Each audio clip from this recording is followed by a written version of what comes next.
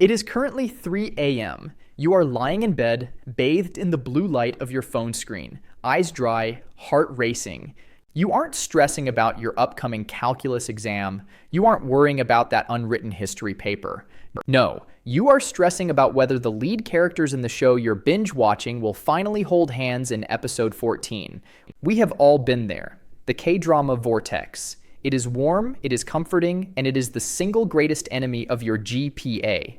Or isn't it? There is a strange paradox that happens when you watch Korean dramas, specifically the ones set in high schools or universities. Shows like Sky Castle, Reply 1988, or even Cheese in the Trap. You watch these characters under immense pressure. You see the stacks of textbooks, the aggressive highlighting, the late-night study sessions at the library, the empty cups of iced Americano, and something weird happens. You stop looking at studying as a chore, and you start seeing it as an aesthetic. You start seeing it as a plot point. You catch yourself thinking, man, I kind of want to go solve a differential equation right now. Why does that happen? And more importantly, how can we take that fleeting burst of motivation, that main character energy, and turn it into actual concrete discipline? Today, we are going to decode the connection between K-dramas and academic success. We are going to talk about why studying is actually the ultimate form of self-care and how to master the art of deferred gratification. If you are ready to stop being an extra in your own life and finally start your training arc, hit that like button, subscribe to the channel, and let's get into the script. Let's dive into the K-drama study montage and see how changing our perspective can turn a chore into a superpower. Let's just groove on this idea of the study montage for a second. In a K-drama, studying is never just staring at a piece of paper. It's a mood. It's raining outside. The lofi beats are playing. The protagonist is wearing an oversized beige sweater that looks incredibly comfortable. They have a pristine notebook and a set of pastel highlighters. When they study, the world falls away. It looks romantic. It looks purposeful. In real life, studying usually looks like me, in sweatpants I haven't washed in 3 days, crying over a PDF file while eating dry cereal out of the box. But the difference isn't just the lighting or the wardrobe. The difference is the narrative weight.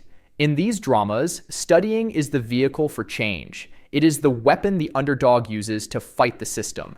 Whether it's a poor student trying to get into Seoul National University to save their family from debt, or a misunderstood genius trying to prove their worth, the act of learning is their superpower. We need to adopt this mindset. We view studying as a burden, a tax we have to pay to society. But what if you viewed it like a K-drama protagonist? What if you viewed knowledge as the only thing that no one can ever take away from you? Studies are important not because you need to memorize the mitochondria is the powerhouse of the cell.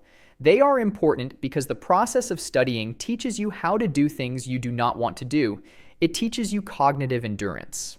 Now let's master the K-drama secret weapon, deferred gratification, and learn why the wait makes the reward so much sweeter. This brings us to the heavy hitter, deferred gratification. This is the core of every single slow burn romance you have ever watched. You know the trope. The leads meet in episode 1. They hate each other, then they tolerate each other, then there's a look across a crowded room. It takes 16 episodes, 16 hours of television, just to get to the first real kiss. And we love it. We eat it up. We are obsessed with the wait. We understand that the payoff is sweeter because of the struggle that came before it. Why can't we apply that logic to our chemistry grade? Deferred gratification is the ability to resist the temptation of an immediate reward in preference for a later reward. It is the marshmallow test for adults. The immediate reward is scrolling TikTok, sleeping in, or going out with friends when you aren't ready.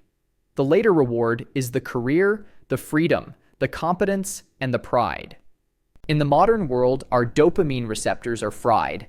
We want the happy ending in the first 5 minutes. If a video doesn't hook us in 3 seconds, we swipe. If a subject is hard for 10 minutes, we quit. K-dramas teach us that the slog is necessary.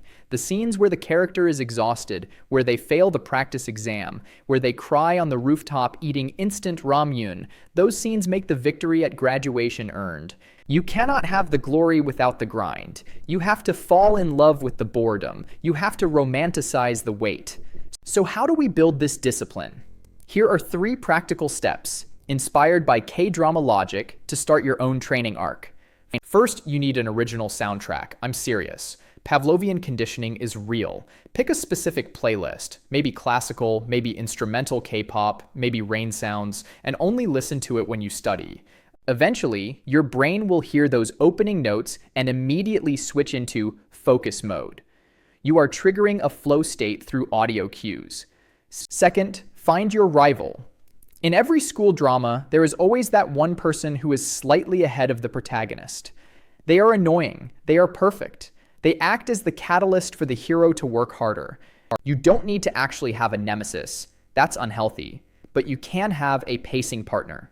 Find someone in your class who is doing better than you and silently, benevolently, decide that you are going to catch up to them. Third, and this is the most important one, create the atmosphere. We often wait for motivation to strike before we take action. But psychology tells us that action produces motivation, not the other way around. Clean your desk, get the lighting right. Put on an outfit that makes you feel capable. Yes, put on real clothes to study in your own house if you have to. When you treat your study time with respect, your brain respects the information you are trying to absorb. You are setting the stage. You are directing the scene. Let's reframe discipline. It's not about punishment, but about respecting the craft and loving your future self.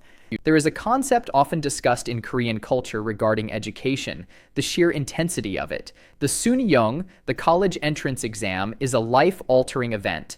Planes stop flying so they don't disturb the listening portion of the test. Police escort students to exam centers. It is intense, and perhaps too intense.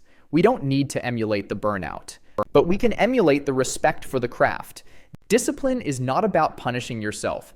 It is about loving your future self enough to do the hard work today. It is saying, I am going to sit in this chair and read this chapter, not because I have to, but because I am building the character who gets the dream job in the season finale. When you feel the urge to quit, when you feel the urge to pick up your phone and check Instagram, imagine the camera panning around you. Imagine the slow, emotional ballad starting to play. This is the montage. This is the part where the character struggles. This is the part that makes the audience root for you. Don't skip the struggle scenes. They are the most important part of the script. Life is not a K-drama. No dashing heir to a conglomerate is going to buy the library and give it to you, but you are the writer, director, and lead actor of your own life. You have the pen. You can write a tragedy where the protagonist wastes their potential on cheap dopamine and regrets. Or you can write a triumph where they overcame their own laziness to build something magnificent. The choice is yours. The cameras are rolling. I want to know in the comments below, what is your dream study spot, or the one song that instantly gets you into the zone? Let's build a playlist together. If you found value in this, if you're ready to romanticize your own life and crush your goals, please leave a like and subscribe. It helps the channel more than you know. Now, turn off this video. Put your phone in the other room. Go be the main character. I'll see you in the next one.